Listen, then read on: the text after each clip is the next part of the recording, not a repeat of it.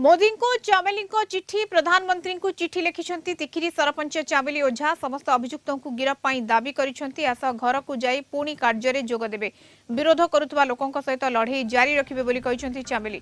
अनेपटे Mahakalpada BDO office रे 11 तारिख रे कौन होइथिला किए काहाको गाड़ी करिथिला सामना को आसिला आउ एक वीडियो।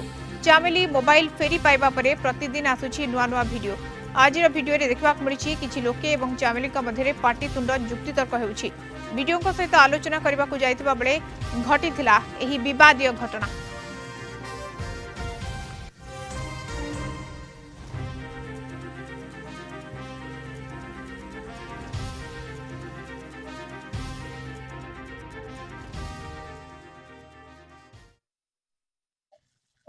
स्वास्थ्य अवस्था ठीक है निश्चित घर को जी कर्म तो सब जारी रजक फिट कर कर्म क्षेत्र को बाहर बर्तमान